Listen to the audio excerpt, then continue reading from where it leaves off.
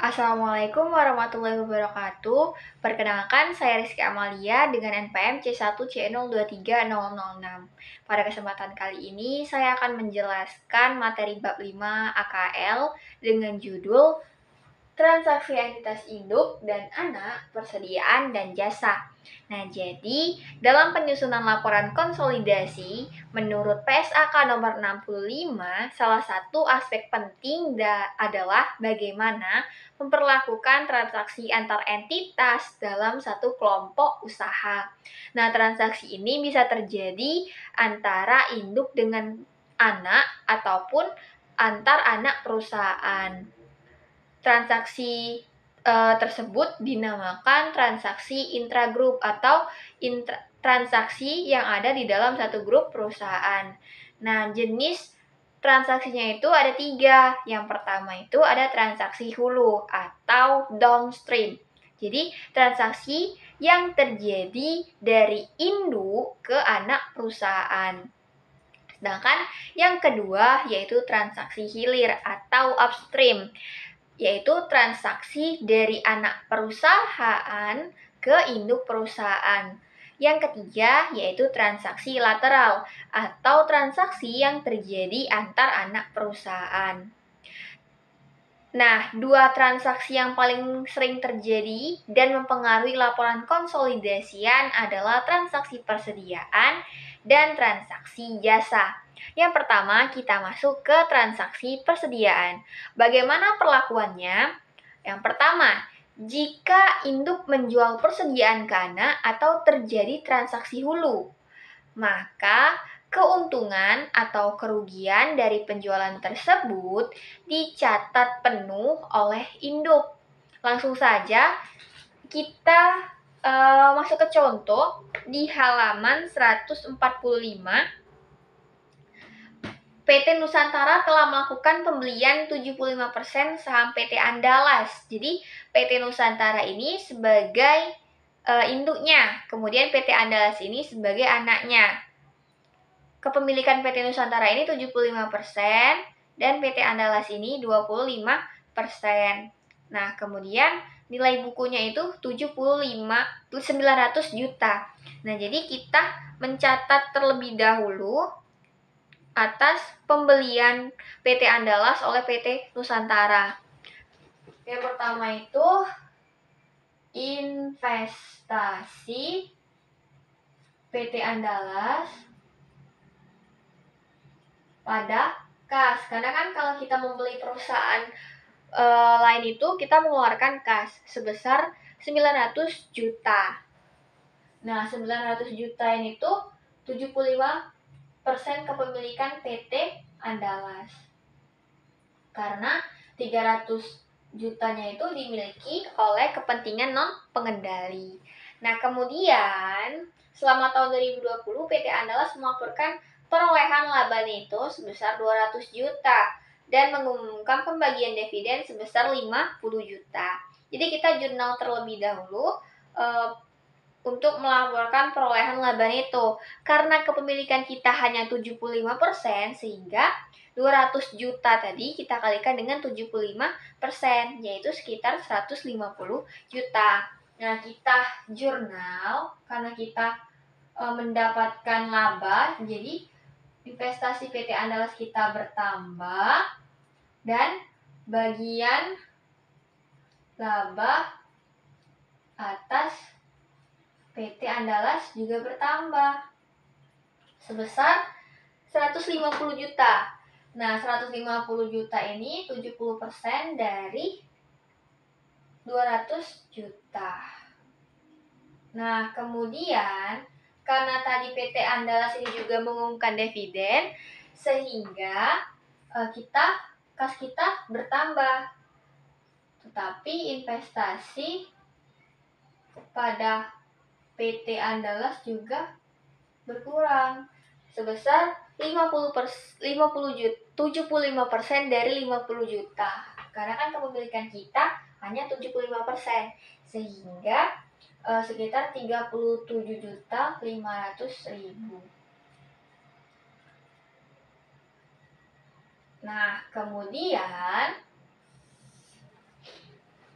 Dalam transaksi penjualan yang dilakukan oleh PT Nusantara, terdapat penjualan kepada PT Andalas. Jadi, PT Nusantara ini melakukan penjualan ke PT Andalas. Terjadi transaksi hulu karena induknya ini menjual ke anak perusahaan.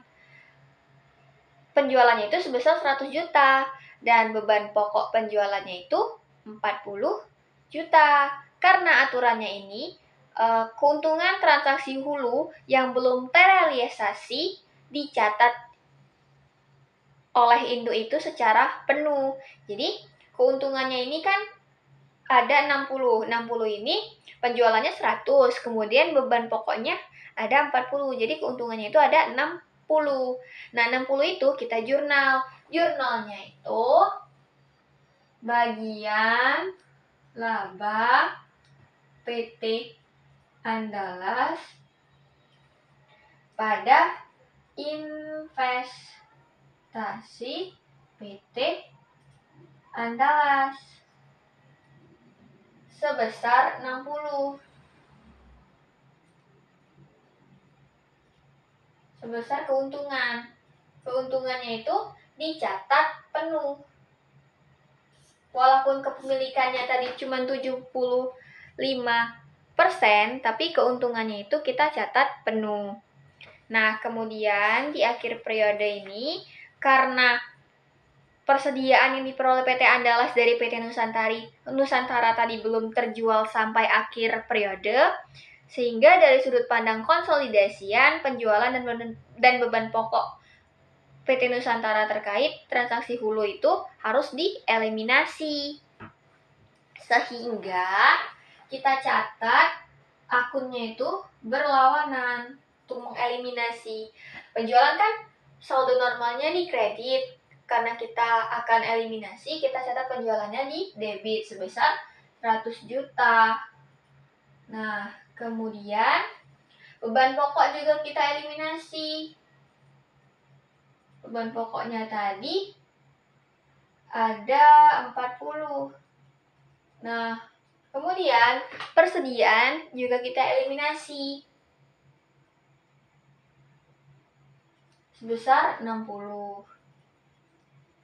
Nah, kemudian yang selanjutnya itu ada transaksi hilir. Nah, jika anak perusahaan menjual persediaan ke induknya, maka eliminasi dilakukan sebesar porsi kepemilikan induk kepada anak. Jadi kalau misalkan anak perusahaan menjual ke induk, jadi kita catat jurnalnya itu atau nominal di jurnalnya ini sebesar kepemilikan induk kepada anaknya. Bisa dilihat di contoh halaman 152.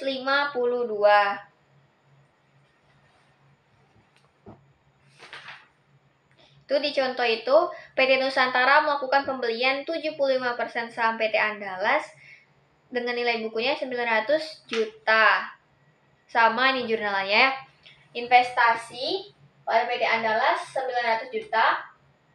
Kas di kredit 900 juta. Jadi sama jurnalnya. Nah, kemudian perolehan laba 200 juta. Karena kepemilikannya cuma 75%, jadi yang dicatat itu 75% dari 200 juta, yaitu 150 juta. Sama jurnalnya. Investasi PT Andalas pada bagian laba atas PT Andalas sebesar 75% dari 200 juta. Nah, kemudian karena pembagian dividen juga, kepemilikannya hanya 75%, pembagian dividen seluruhnya itu ada 50 juta, jadi yang dicatat itu hanya 75% dari 50 juta, yaitu 37.500.000 dengan jurnalnya kas pada investasi PT Andalas. Nah, yang membedakannya itu di transaksinya ini. Dalam penjualan PT Andalas, terdapat penjualan PT Nusantara sebesar 80 juta dengan beban pokok penjualan 50 juta. Sampai 31 Desember 2020, persediaan yang diperoleh PT Nusantara dari PT Andalas seluruhnya belum terjual. Nah, jadi kita harus membuat jurnal. Tadi konsepnya itu keuntungan transaksi hilir yang belum terrealisasi dicatat entitas induk sebesar porsi kepemilikannya pada entitas anak. Nah, jadi karena tadi itu yang belum terrealisasi keuntungannya ini kan kita selisihkan dulu. Beban pokoknya ini ada 50 juta, kemudian penjualannya ada 80 juta. Jadi keuntungannya ini ada 30 juta. Karena tadi kepemilikannya cuma 75% dan kuncinya itu harus mencatat sebesar kepemilikan induk terhadap anaknya. Jadi kita catatnya itu hanya 75% dari keuntungan, yaitu 22.500.000. Untuk ayat jurnalnya masih sama, yaitu bagian laba PT Andalas pada investasi PT Andalas, tapi nominalnya itu sebesar 22.500.000. Karena aturannya kan hanya dicatat sebesar kepemilikan induk kepada anak.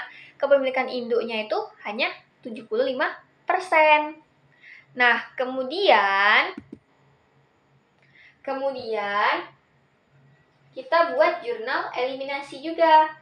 Ayat jurnal eliminasinya juga sama seperti ini, tapi nilai nominalnya berbeda. Karena dari penjualannya 80 juta,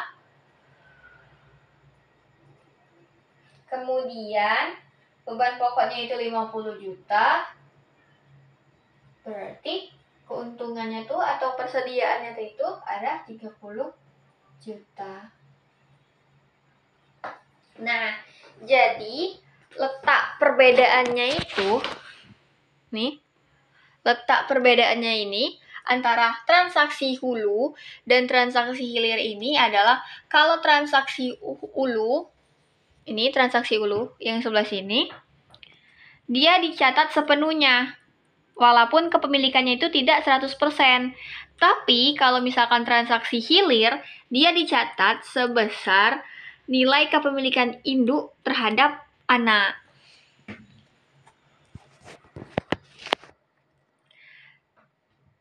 Nah, kemudian selain transaksi persediaan, juga ada transaksi jasa. Untuk transaksi jasanya ini bisa dilihat di halaman 157. Nah, jurnal eliminasi atas transaksi penjualan jasa antara entitas induk dan entitas anak dibuat dengan menghapus pendapatan dan beban terkait.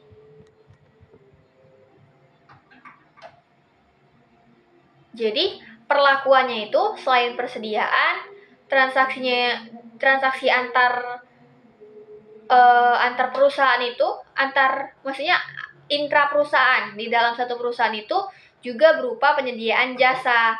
Nah, dalam laporan konsolidasian pendapatan, beban serta piutang dan utang yang timbul dari transaksi jasa antara induk dan anak itu harus dieliminasi. Kenapa? Karena bagi kelompok usaha secara keseluruhan, transaksi tersebut dianggap tidak memberikan manfaat ekonomi real, tapi hanya perpindahan biaya di dalam grup. Langsung saja kita ke contoh. Misalkan PT Palapa atau PTP memiliki 100% saham PT Samudra atau PTS.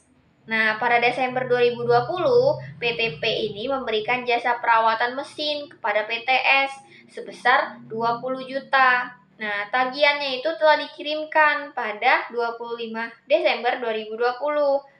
Sampai 31 Desember 2020, PTS ini belum membayar tagihan tersebut. Nah, jadi PTP ini yang memberikan jasa perawatan. Dia mencatatkan karena dia sudah memberikan jasa tapi dia belum menerima uang, sehingga dia mencatat piutang usaha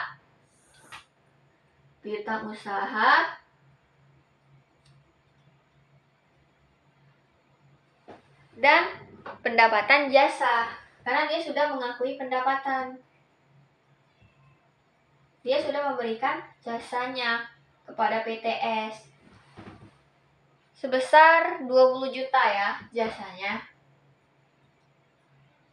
Nah, ini catatan PTP sebagai pemberi jasa. PTP.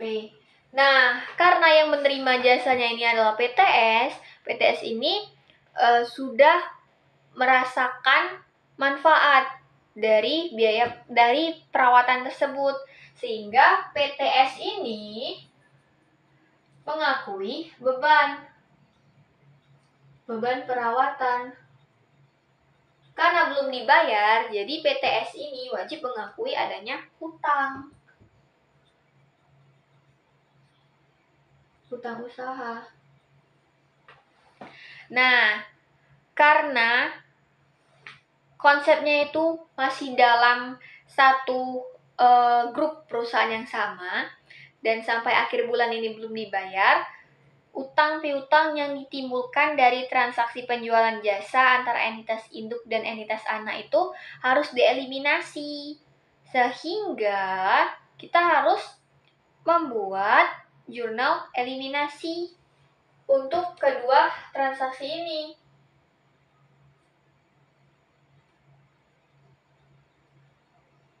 Jadi, karena kita ingin mengeliminasi,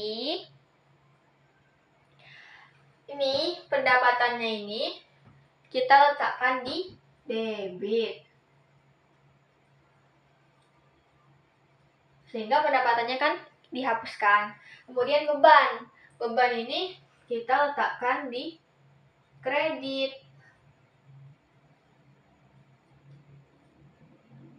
Nah, jadi tidak terjadi beban ataupun pendapatan. Kemudian, selain kita mengeliminasi pendapatan dan beban, kita juga harus mengeliminasi piutang dan utang. Untuk membuat jurnal eliminasi itu kita catat saja akunnya itu di saldo yang berlawanan dengan yang sebelumnya. Karena sebelumnya ini piutang usahanya kita debit, berarti piutang usahanya kita kreditkan. Nah, kemudian kemudian utang usahanya ini yang awalnya dikredit kita debitkan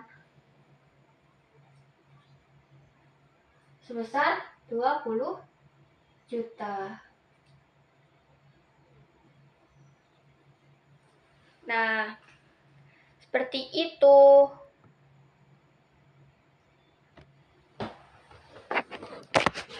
Seperti ini.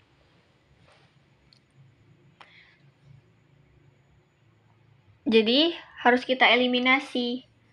Karena PTP dan PTS ini dalam satu grup perusahaan yang sama. Kesimpulannya adalah, dalam laporan konsolidasian, semua transaksi antar entitas induk dan anak itu harus dieliminasi. Tujuannya adalah agar laporan konsolidasi itu benar-benar mencerminkan posisi keuangan, kinerja, dan arus kas kelompok usaha seolah-olah merupakan satu entitas ekonomi tunggal. Nah, fungsinya itu agar tidak terjadi pencatatan ganda juga. Mungkin itu saja yang dapat saya jelaskan. Mohon maaf apabila ada kesalahan. Saya akhiri. Wassalamualaikum warahmatullahi wabarakatuh.